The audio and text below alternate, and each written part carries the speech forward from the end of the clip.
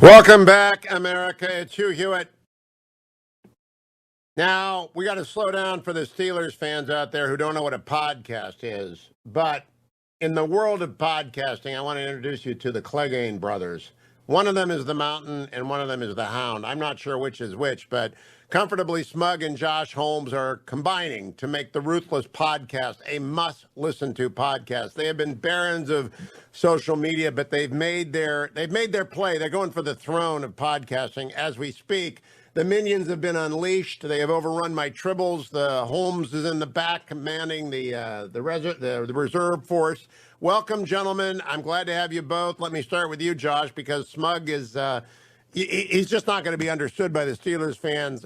What are you up to, and who are you guys, and what are the minions? Well, this is awesome. We appreciate the invite here, Hugh. We're just trying to pick up the water and carry it a little further. You've been doing this for years, but we started a podcast. It's called Ruthless, and we started last October. I think we thought it was going to be like a 3 or 4 week project to kind of focus some conservative minds at the end of an election, and it kind of popped to the top of the charts, and we figured now we've got an obligation. So here we are 7 months later. Hey, Smug, this is Game of Thrones in the world of podcasting. You're either on top or you're falling down the mountain. So you guys have made a bid for the throne. How's it going? What do the minions think? Well, first off, I have to say that's probably the best introduction I have ever received in my life. Thank you so much for having us on the show. It's like Josh said, this kind of became kind of like a phenomenon, like bottle of lightning that just took off. Our first episode ended up being, I think, NPR's political podcast. The first week it was out, we went right to the top of the charts. And so, we've got over 400,000 unique listeners at this point, and we've reached the top 1% of all podcasts on earth of any subject. So the enthusiasm has been incredible. We're so grateful to our listeners, grateful for you having us on the show, and we really want to make sure we hold the line, we get the message out, and we win back the House, the Senate, and we make sure that conservatives are heard across the country. Well, I hope you guys have dragons because Charlie Kirk's going to fight back against you. Charlie is kind of our Red Viper. And so in the world of podcasting, the old guys like me, we do our job, but this is not our fight. This is the young people's fight. Josh, give us some background on you. I know Smug stays behind the curtain, but you don't. We know your past. Tell people who you work for and why you're good at what you do. Yeah, well, it's nice of you. I was Leader McConnell's chief of staff for a series Bingo. of years, ran his campaign and worked on the inside. I mean, I think that's kind of what makes our partnership with Smug and I work, is I've had sort of an insider perspective on a lot of this for years. And like the one thing I think has been totally missing from conservative discussion, you do a great job of keeping it light, Hugh, but I think the vast majority of conservatives don't have enough fun while they're talking about politics. 100% agree. And when you've worked for Machiavelli, you kind of know what's in the prince, right? Yeah, that's pretty good. But, we like to keep it light. We like to have fun, laugh, self-deprecation, all the stuff that has sort of been missing from the conservative side that we feel like we're sort of filling a void with. But, providing some decent information, too. And I think that's just really important. When you live in such a fake news culture, getting accurate information out to people who actually care about this stuff is super important. And Smug, I gotta pay you a compliment. The Minions stuff. Mark Germain, back in the ancient days of radio in 1990 when he was Mr. KFI, Mr. KABC, he used to refer to his minions, and I always thought it was brilliant. And so I just ripped it off and called them Tribbles from Star Trek. But your minions, dude, when you unleash the horde, it really is like the people who live north of the wall heading south. It's just crazy. Where did they come from? Who are they? And why do you do what you do? And who are you, to the extent you want to tell us? Sure. Well, to start with, the minions are the most incredible and diverse and talented group of people you could ever hope to assemble. I've pre-COVID, I would tour the country. We would have meetups. I'm currently in Miami. We've had a couple minion meetups where we had folks who actually flew in just to hang out, then flew back out. We had people who drove 4 hours from North Florida to hang out. These are just incredibly engaged and motivated people. And I've always said the thing about the minions is it's not about me. I want them to, it's all about them building communities, knowing each other, because I think a big part, especially right now with how slanted the media coverage is, conservatives need to know that actually the majority of the country stands with us. We've just been bullied into thinking we're not allowed to say and think what we feel. And when you have the minions engage online and then in person with each other, it's like a light bulb goes off that, hey, you know what? There's so many other people who agree with my principles and values. And we have an actual grassroots movement at this point where, the power of persuasion that comes down and that can be brought to bear on issues that can respond to the left, whether it be, them pushing these Looney Tunes ideas like the Green New Deal or packing the court. They get a response in real time from the minions. It's incredible. I have not seen anything like the explosion of Ruthless and you two since Rush's Rush to Excellence tour, which you probably are both too young to remember. And out of nowhere, Rush was showing up and filling up arenas. And people wanted to show, and we've learned from that at Salem. We know live events work, and we do live events because Rush taught us the way. But you two, and Josh, you put your finger on it. You got to be lighthearted. You got to have fun. People don't want to go to a funeral. I mean, we have to. We got to go to funerals. We got to show up and pay our respects. But we don't want to go to funerals. We want to go to parties. And the more Republicans that learn that, the better. And you guys are kind of showing the way there. That's totally true, Hugh. And first of all, it's like beyond humbling to even be mentioned in the same sentence with yourself or Rush Limbaugh. We're clearly not there, but we do like to have fun. And I think the guiding principle of our podcast at the beginning was we're not going to scream at you and we're not going to read you the Federalist Papers, right? We're going to have a good time. We're going to contextualize this and what's happening based on what's happening in your life and how politics affects you. And then, we can play some games and sing some songs while we're at it. We're a variety program. Wait a minute. Did you just slander the Federalist Papers? Well, Smug had, for our April Fool's episode, he actually did read the Federalist Papers. Oh, you're killing me. Larry Arnn is dying. Larry just had a stroke. He's listening. He's had a stroke. We're talking about the Federalist Papers tomorrow. Smug, tell me it's not true.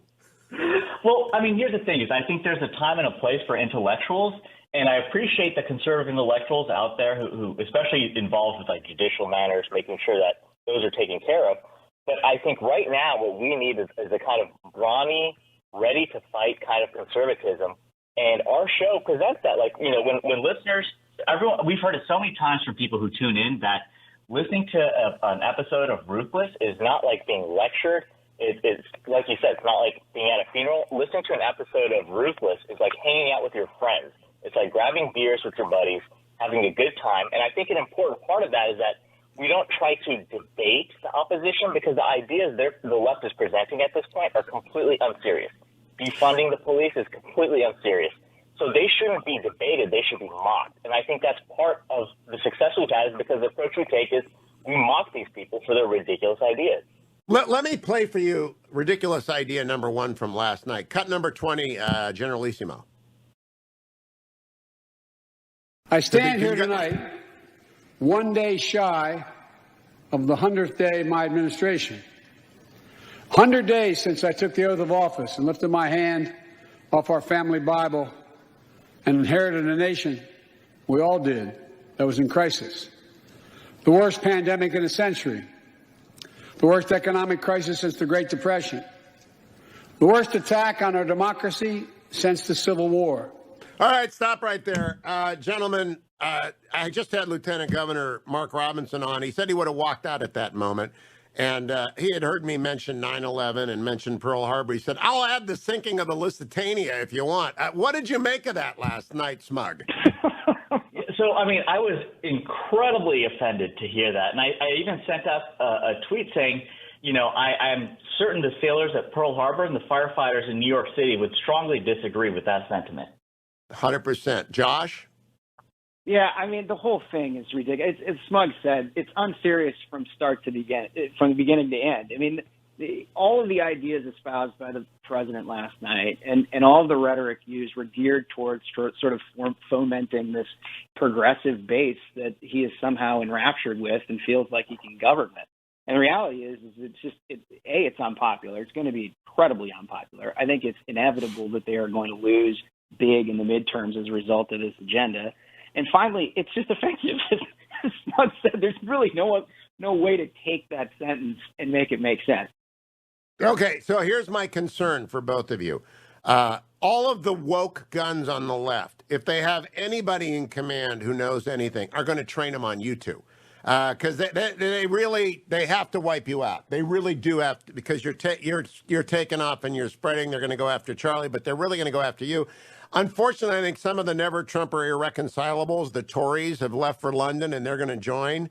I hope the bridge is open to some of the never Trumpers to come back in and join arms with you and become a party again. But what are you doing for defensible lines? Are you putting larder into the refrigerators? Are you storing up your powder? Because they're going to come for you too. Smug? I mean, I would say for the past decade, I've been taking them on. I mean, if anyone has, Josh has seen them as well. I tell them it's a simple message: bring it on. You know, the minions, as you mentioned, are an unparalleled force. Like, as hard as the left wants to push, we can push back 10 times harder. Josh, you that level of confidence as well? Yeah, look, I mean, this is the reality of being a high-profile conservative in today's America, right? You have the entire mainstream media against you. You have the entire higher education, pop culture, entertainment, Hollywood, you name it. Every single institution in this country, corporate America now increasingly, is against our ideas and our views. So if you make any sort of forward progress at all, they got you in the sights. The beauty of this is I've learned a little something from Mitch McConnell and the way he operates, and that if you stay focused on your goals and not what everybody else is saying, you have a tendency to be able to accomplish them. And I think we're headed in that direction. Lord knows we're standing on the shoulders of folks like you, Hugh, who've been doing this for longer than we have, and we're just trying to make a difference. But you've got a producer. If I'd had a producer for 30 years, it would be much better off for me. Very quickly, I assume Ruthless podcast is everywhere, at iTunes, Spotify, wherever podcast. But if you're a Steelers fan, Smug, where do they find Ruthless?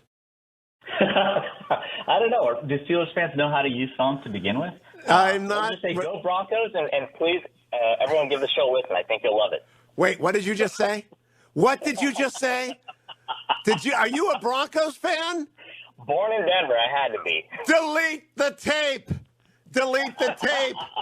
Oh, my God. Oh, I have been betrayed. Said the Nixon worker. Oh, my God. Oh, delete the tape. Other than that, Smug and Josh.